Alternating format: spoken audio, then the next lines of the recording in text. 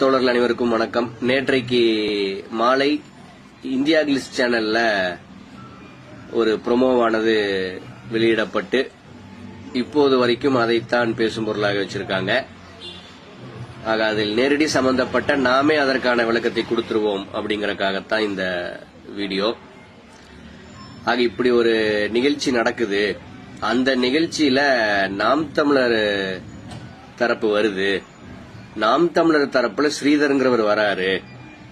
ஆக நாம் எதிர்ப்பை பதிவு பண்ணுவதற்காகவே அந்த நிகழ்ச்சிக்கு போவோம் அப்படின்னு ஒரு துளிவோட எந்த திட்டமிடலோ எந்த உள்நோக்கமோ இல்லாம தான் அந்த நிகழ்ச்சிக்கு நம்ம போறோம். நிகழ்ச்சியில வன்னியரசனை வராரு, செந்தில்வேலனை வராரு, நம்ம சந்திச்சு பேசலாம் இருந்தோம். நிகழ்ச்சி முடிச்சிட்டு லஞ்சுக்கு போறப்ப பார்த்து பேசிக்கலாம் அப்படிங்கிற அடிப்படையில் சரி முன்னாடி இதை அட்டன் பண்ணிட்டு அப்புறம் கிளம்புவோம் அப்படிங்கிற அடிப்படையில் தான் அந்த அரங்குக்குள் நாம் போக வேண்டியதாயிற்று.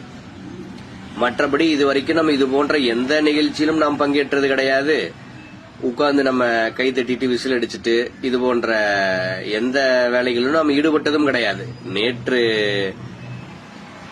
வந்த அந்த ப்ரோமோ நடந்தது 2 நாளைக்கு முன்னாடி நிகழ்ச்சி நடந்தது. ஆக அந்த நிகழ்வை தாண்டி இதுவரைக்கும் இது போன்ற எந்த நிகழ்விலும் நாம் பங்கேற்றது கிடையாது அப்படிங்கறது தான் உண்மை. அதிலும் நீங்க நிகழ்ச்சியெல்லாம் துவங்கிய பின்னர் கூட அந்த பேனல்ல நாம் தமிழர் தரப்பு ஒருத்தர் உட்கார்ந்துருக்காரு.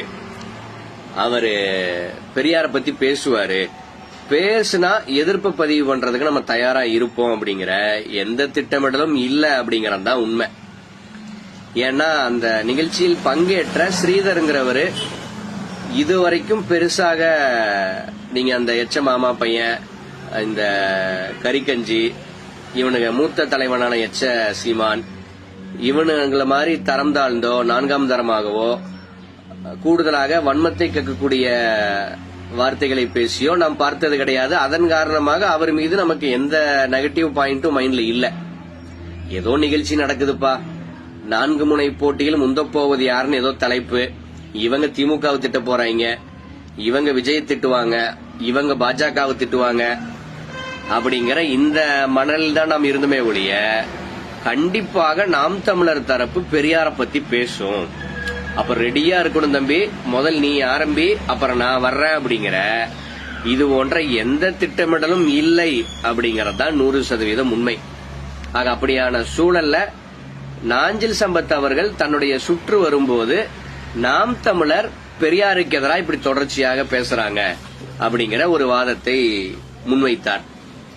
அதற்கு பதில் சொல்றேன்ட்டு நாம் தமிழரை சார்ந்த ஸ்ரீதர்ங்கிறவரு ஈவேராவை விமர்சிக்க எங்களுக்கு உரிமை இல்லையா அப்படின்னு பேச ஆரம்பிச்சதுதான். அப்போது என் பக்கத்தில் இருந்த சக்திவேலுங்கிறவர் திடீர்னு எந்திரிச்சு, நீங்க பேசுவது விமர்சனம் கிடையாது, அவதூறு, நீங்க பெரியார பத்தி பேசக்கூடாது அப்படின்னு இவர் பேச, திருப்பி அவர் மைக்ல நான் அப்படிதான் பேசுவேன் அப்படின்னு இப்படிதான் இந்த வாக்குவாதமானது துவங்குது. நீங்க இந்த வாக்குவாதங்கள் நடந்த போது பிரேம்ல பாத்தீங்கன்னா நான் கையை கட்டிட்டு லைட்டா சிரிச்சுட்டு கூட இருப்பேன். தம்பி விடுங்க, அவர் பேசிட்டு விடுங்க, என்னதான் பேசுறாருன்னு பாப்போம் அப்படின்னு அவரை உட்கார சொல்லிட்டு தான் நான் இருப்பேன். ஆனா அது எப்படி பிரச்சனைக்கான புள்ளியாக நகர்த்தப்படுதுன்னா, ஸ்ரீதர் திடீர்னு என்ன பேசுறாருன்னா, ஈவேரா தமிழ் மொழி படிச்சா பிச்சை கூட கிடைக்காதுன்னு சொன்னவரு, ரோசம் இருக்கக்கூடிய தமிழ அவரை எதிர்ப்பான் அப்படிங்கிற மாதிரி ஏதோ ஒன்று சொல்றாரு. நீங்க அந்த வார்த்தைகள் கூட எனக்கு நினைவில்லை, அது அந்த ஃப்ளோல நடந்தது எல்லாமே. ஆக இப்படி பெரியாரை நோக்கி ஒரு பொய்யை மீண்டும் ஒரு முறை இவர் சொல்றார்.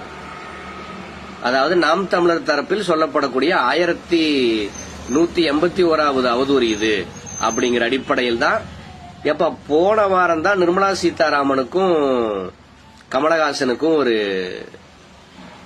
விவாதம் நடந்து அதுல நிர்மலா சீதாராமன் இதே வார்த்தைகளை சொல்லி அதற்கு கமலஹாசன் மறுப்பு தெரிவிக்க, எதிர்ப்பு தெரிவிக்க, அடுத்த ரவுண்ட்ல நிர்மலா சீதாராமன் இது பெரியார் சொன்னது நான் சொல்லல அப்படின்னு ஒரு பொய்யை சொல்ல, அதன் தொடர்ச்சியாக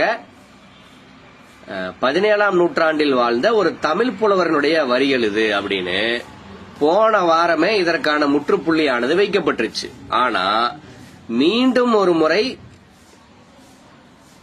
இந்த அவதூறும் பெரியார் தலையில எழுதப்படுது அப்படிங்கிற அந்த உணர்ச்சி வேகத்துல தான் நான் இப்ப சீட்ல இருந்தே எந்திரிச்சிருப்பேன்.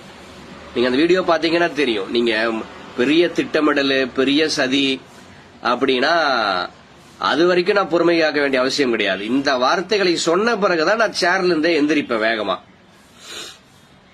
நான் எந்திரிக்கிறத பார்த்துட்டு குமரன் என்ன லாக் பண்றார். ஏன்னா அவருக்கு தெரியும் நம்ம ஒரு பைத்தியம் அப்படின்ட்டு. முன்னாடி 2013 இருந்து 17 வரைக்கும் சென்னையில் அவர் கூட தான் இருக்கிற காரணத்தால் நம்ம என்ன பண்ணுவோங்கிறது அவருக்கு தெரியும். உடனே அவர் அவசர கதியில என்ன லாக் பண்றார்.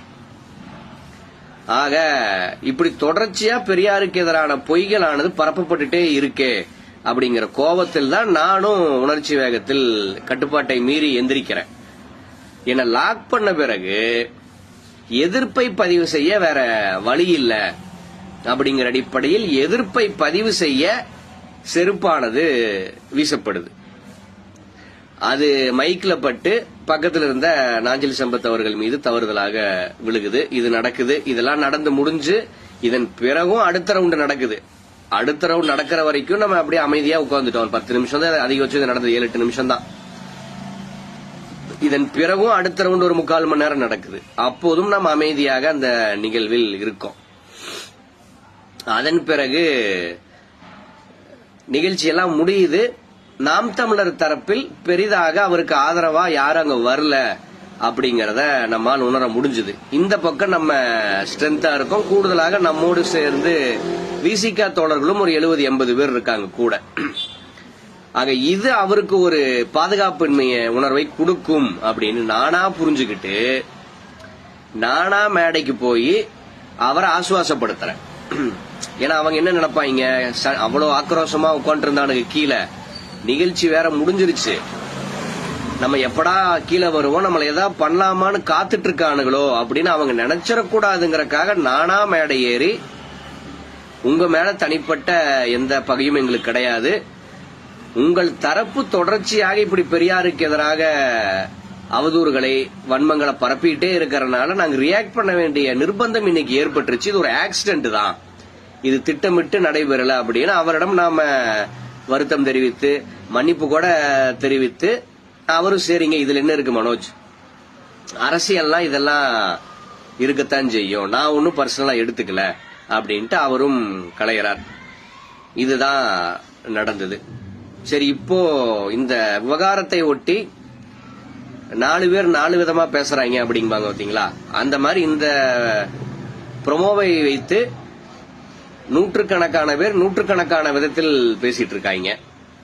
நீங்க முதல்ல இந்த நாம் தமிழர் தரப்பு இது ஒரு பெரிய திட்டமிட்ட தாக்குதல், நம்முடைய கருத்து சுதந்திரத்தை பறிக்கும் வேலை, இது திட்டமிட்ட வன்முறை அப்படின்லாம் முக்கிட்டு இருக்கானுங்க.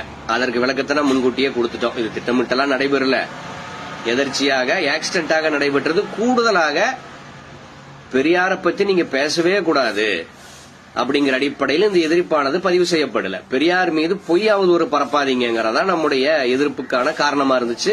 அதைத்தான் சக்திவேல் அவர்கள் செய்தார். ஆனா ஸ்ரீதர் அவர்களும் அதை மெய்ப்பிக்கும் விதமாக தமிழ் படிச்சா பிச்சை கூட கிடைக்காதுன்னு பெரியார் சொன்னார்னு ஒரு பொய்ய சொல்லியிருக்கார். அது 100% அவதூறு தான். இல்லைன்னா அதற்கான ஆதாரத்தை காட்ட முடியாது யாருனாலையோ. ஏன்னா போன வாரம் தான் அதற்கு முற்றுப்புள்ளி வைத்து 17ஆம் நூற்றாண்டில் வாழ்ந்த ஒரு தமிழ் புலவர் தான் அதை பாடியிருக்கார் அப்படிங்கறதானது உறுதி செய்யப்பட்டிருக்கு. அப்படின்னா இது கருத்து சுதந்திரத்துக்கு எதிரானது, எங்களுடைய கருத்தை சொல்லக்கூட இந்த ஈவேராவின் பேரன்கள் விடமாட்டேங்கிறாங்க அப்படிங்கறதெல்லாம் ஒரு பொய். அங்கே சொல்லப்பட்டது ஒரு பொய்யான தகவல் அப்படிங்கறது தான் உண்மை. இல்லைன்னா அவர் சொன்னதற்கான ஆதாரத்தை இந்நேரம் இவனுக்கு வெளியிட்டு இருக்கணும். ஏண்டா இதுதான் ஆதாரம், என்னமோ எங்க ஸ்ரீதர் மேல கோவப்பட்டீங்க, இப்ப இதுக்கு என்னடா பதில் சொல்றீங்கன்னு இந்த நொடி வரைக்கும் நாம் தமிழர் தரப்புல யாருமே சொல்ல.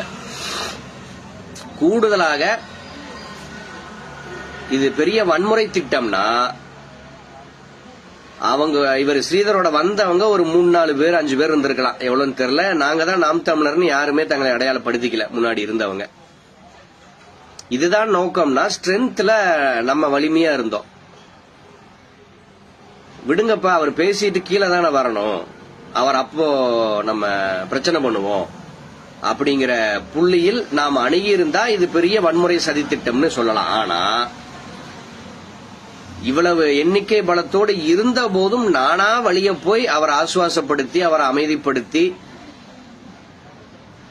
ஒரு சமநிலைக்கு அவரை வர வைக்கணும்னு நானா ஒரு முயற்சி எடுத்து அதை செஞ்சேன். ஆக நோக்கம் வன்முறை தானா? இந்த அணுகுமுறையை நிகழ்ச்சி முடிந்த பிறகு நாம கையாண்டிருக்க போவது கிடையாது. இது ஒரு புறம். கூடுதலாக நான் போன பதிவுலயே பதிவு பண்ணியிருந்தேன், நேற்றைக்கு முன்தினமா கூட போட்டிருந்தேன், நேற்றைக்கு நினைக்கிறேன். இந்த ஸ்ரீதர் இதை எதிர்கொண்டிருக்க வேண்டிய டிசர்விங் பர்சன் கிடையாது அப்படிங்கறதுதான் உண்மை. நான் முன்கூட்டியே சொன்னது மாதிரி பெரியார இந்த சங்கி சீமான் இழிவுபடுத்தி இருக்கான், இந்த எச்ச மாமா பையன் இழிவுபடுத்தி பல முறை பேசியிருக்கான். ஆக அவனுக்கு மேல ஒரு பர்சனல் வெஞ்சன்ஸ் ஆனது நமக்கு இருக்குமானா 100% இருக்கும். ஆனா இந்த நபர் மீது அப்படியான எந்த பார்வையும் நமக்கு கிடையாது அப்படிங்கறதுதான் உண்மை. ஆக நாம வருத்தம் தெரிவித்ததின் நோக்கமே கூட இவர் டிசர்விங் பர்சன் கிடையாது. ஒரு ஆக்சிடென்டா நம்ம கோவத்தை காட்டிட்டோம், ஆனா நம்ம கோவத்தை எதிர்கொண்டிருக்க வேண்டிய நபர் இவர் கிடையாது அப்படிங்கிற அறத்தோடு நேர்மையோடு அவரை நாம அணுகணும் அப்படிங்கறது தான் உண்மை. இருந்த போதும் இப்படி ஒரு வீடியோ வந்துருச்சு, நீங்க செருப்பு அவரை நோக்கி வீசப்பட்டு அதை நாஞ்சில் சம்பத்து மேல விழுகுது, இதெல்லாம் அவனுக்கு வீடியோல பார்த்த பிறகு அவங்க சைடு கௌரவத்தை காப்பாற்றிக் கொள்ள நமக்கு எதிராக பேசத்தான் செய்வாங்க. அதில் நமக்கு எந்த சிக்கலும் கிடையாது. கூடுதலாக நான் முன்கூட்டியே சொன்னது மாதிரி திட்டமிட்டதும் கிடையாது. ஏன்னா அப்படி திட்டமிட்டு அவன் என்ன பேசுறான்னு கேட்டு அங்க போய் நம்ம பிரச்சனை பண்ணுவோம்ப்பா அப்படிங்கிற அளவுக்கு நான் பொறுமைசாலி கிடையாது. நான் பல முறை சொல்லி இருக்கேன், பெரியாரை பற்றியோ நமக்கு எதிராகவோ எவனாச்சும் வீடியோ போட்டா அதை நான் பார்க்க மாட்டேன். ஏன்னா என்னுடைய பிரஷர் என்னுடைய கண்ட்ரோலை தாண்டி இருக்கும். கோவப்பட்டா நான் கண்ட்ரோல் ஆக மாட்டேங்கிற அடிப்படையில் வேற தோழரை பார்க்க சொல்லி அவர் இதுதான் செய்தின்னு சொன்னதை உள்வாங்கி நான் ரியாக்ட் பண்றதுதான் எனக்கு எப்போதுமே வழக்கம். நீங்க அதே போல அப்படியான மனதில் தான் நாம் இருக்கோம். அதன் காரணமாகத்தான் இது போன்ற எந்த நிகழ்விலும் நாம இதுவரைக்கும் பங்கேற்றதும் கிடையாதுன்னு வைங்களேன். நேற்று எதர்ச்சியாக அந்த அரங்குக்குள்ள போனதே ஒரு ஆக்சிடென்ட் தான். அதெல்லாம் ஒரு பக்கம் இருக்கட்டும். இன்னொரு பக்கம் சில மண்டை வீங்கிகள் முற்போக்காளர்னு உட்கார்ந்துகிட்டு இதுதான் உங்க பெரியார் சொல்லி கொடுத்ததா, இதுதான் உங்களுடைய நாகரீகமா அப்படின்னு நமக்கு பாடம் எடுக்க சிலர் வந்துட்டாங்க. நம்ம ரொம்ப விளக்கெல்லாம் கொடுக்க வேண்டாம். பெரியார பத்தி இந்த எச்சமா சீமான் பையனும் எச்ச மாமா பசங்களும் பேசும்போது நீங்கெல்லாம் எங்க புடுங்க போனீங்க அப்படிங்கறதா நம்முடைய ஒற்றை கேள்வி. இன்னைக்கு நமக்கு பாடம் எடுக்கக்கூடியவங்க பெரியாரை பற்றி இவனுக்கு அசிங்கப்படுத்திய போது எங்க போனானுங்க அப்படிங்கறதா நம்முடைய ஒற்றை கேள்வி. எங்களுக்கு தானே துடிச்சுது. நாங்க தான் இந்த 2 மாதத்தில் 6 கருத்தரங்கு, ஒரு மாநாடு நடத்தி பெரியாரை பற்றி கிட்டத்தட்ட 60-70 ஆளுமைகளை வர வச்சு நம்ம இதுவரைக்கும் பேச வச்சிருக்கோம். ஆக இன்னைக்கு நமக்கு அட்வைஸ் பண்ணக்கூடியவனுங்க, நாகரிக வகுப்பு எடுக்கக்கூடியவனுங்க பெரியாரை இழிவுபடுத்திய போது எங்க புடுங்க போனானுங்க அப்படிங்கறது தான் நம்முடைய ஒற்றை கேள்வி. இதுல என்னன்னா, இப்ப நம்ம எதிர்ப்பு தெரிவிச்சதன் நோக்கமேங்க ஸ்ரீதர் அந்த கருத்தை பதிவு செஞ்சதுக்கு நம்ம எதிர்ப்பே தெரிவிக்காம மிச்சர் சாப்பிட்டு கீழே உட்கார்ந்து இருந்தா அதுக்கு மறுப்பு தெரிவிக்கிறதுக்கு ஒரு கூட்டம் போடணும். அதுக்கு ஒரு 30-40 ரூபாய் நாங்க செலவு பண்ணணும். இன்னைக்கு நம்மள விமர்சிக்கக்கூடிய இவனுங்களா வந்து நம்ம காசு தர்றானுங்க. இந்த 2 மாதத்தில் கிட்டத்தட்ட 3-3.5 லட்சம் நம்ம இந்த பிரச்சாரத்துக்குனே செலவு பண்ணிருக்கோம். இன்னைக்கு விமர்சிக்கக்கூடிய எவனாச்சும் ஒத்த ரூபா தந்திருப்பானா? ஆக இவனுக்கு நம்மை நோக்கி கேள்வி கேட்பதற்கு என்ன தார்மீக உரிமை இருக்கு அப்படிங்கறத நம்ம வெளிப்படையாகவே கேட்கலாம்.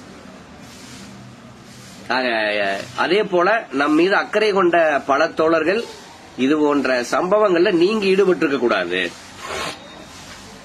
நீங்களா நேரடியா செஞ்சது தவறு அப்படின்னு நம் மீது அக்கறை கொண்டு உரிமையோடு பல தொண்டர்கள் பதிவு செஞ்சாங்க. அவர்கள் சொல்வதில் 100% நியாயம் இருக்கு. ஆனா என்னன்னா, நம்ம திட்டமிட்டு இதை பண்ணலையே. திட்டமிட்டு ஒண்ணு பண்ணியிருந்தா, நான் சீன்ல வரலப்பா, நீங்க பண்ணுங்க, நான் வெளியில கார்ல வெயிட் பண்றேன் அப்படின்னு நம்ம இப்படி இருக்கலாம். ஆனா இது நடந்தது விபத்து அப்படிங்கறதுதான் உண்மை. நீங்க இதே ஸ்ரீதர் பெரியாரை பற்றி இப்படியான அவதூறு வார்த்தைகளை பேசாம இருந்திருந்தா, நாங்களே கோவப்பட்ட அந்த சக்திவேல் தோழர் அமர வச்சு நாங்களே நிகழ்ச்சி நடத்த சூழலை உருவாக்கி கொடுத்திருப்போம். இது ஆக்சிடென்டா நடக்குது. இப்ப நான் ஒரு இடத்துல இருக்கேன், ஒருத்தங்க குடும்பத்தில் இருக்கிற ஒருத்தரை திட்டிடுறானுங்க. அப்ப நான் ரியாக்ட் பண்ணுவேனா, நான் புறச்சூழலை எல்லாம் கணக்கு போட்டுட்டு நம்ம ஒரு ஸ்டாண்டர்ட்ல இருக்கோம், நம்ம இதை செய்யக்கூடாது, நம்ம போய் லோக்கல் கையை கூட்டிட்டு வருவோம், நான் வீட்டுக்கு போவேனா? ஆக அதே மாதிரி பெரியாரை நோக்கி ஒரு அவதூறு வீசப்படும் போது ஒரு பெரியாரிஸ்டாக கோபம் கூடுதலாக கூட எங்களுக்கு வரலாம். ஏன்னா நீங்க முத்துராமலிங்க தேவரை பத்தி பேசினா அதற்கு எதிர்ப்பு தெரிவிப்பதற்கு ஒரு சாதியே இருக்கு. காமராஜரை பத்தி பேசினா காமராஜருக்கு ஆதரவா வர்ற ஒரு சாதியே இருக்கு. இப்படி ஒவ்வொரு தலைவருக்கும் ஒரு சாதி இருக்கிற காரணத்தால் அந்த தலைவர்களை பற்றி பேசுவதற்கு இங்க மிகப்பெரிய தயக்கமானது இருக்கு. ஆனா பெரியாரை யார் வேணா பேசலாம்.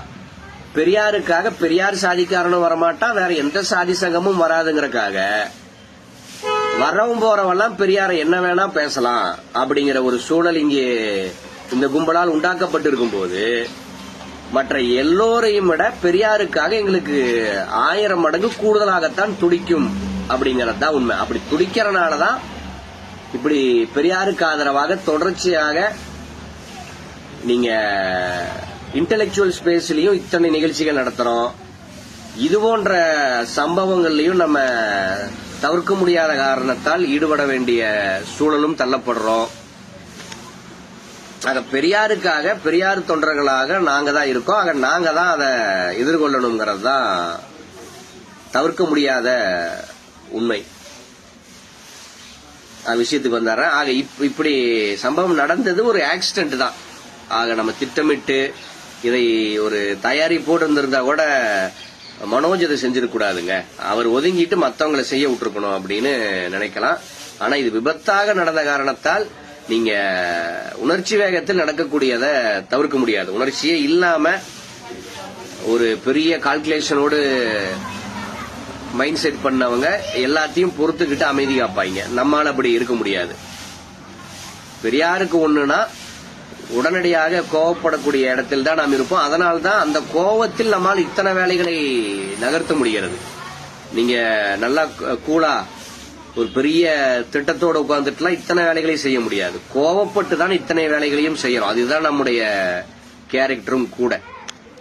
ஆக இப்படித்தான் இந்த சம்பவம் நடைபெற்றுச்சு அப்படிங்கறத நம் தரப்புக்கும் நாம சொல்லிக்கொள்ள விரும்புறோம். கூடுதலாக இந்த சம்பவத்தில் டிசர்விங் பர்சனாக ஸ்ரீதர் இருந்திருக்க வேண்டியது கிடையாதுங்கிறது தான். ஸ்ரீதர் இல்லாம இந்த மஞ்சப்பொடி மாமா பையன், இடுமாவனம், வேற எவனுக்கு இது நடந்திருந்தாலும் நாம் 100% மகிழ்ந்திருப்போம். இவருங்கிற காரணத்தால் நம்ம கொஞ்சம் வருத்தம் தான். இவருக்கு இது நடந்திருக்க வேண்டியது இல்லை அப்படிங்கறது தான் நம்முடைய மனநிலையும் கூட. கூடுதலாக இது திட்டமிட்டு நடைபெறவில்லை அப்படிங்கறத நம்ம சொல்லிக்கிறோம்.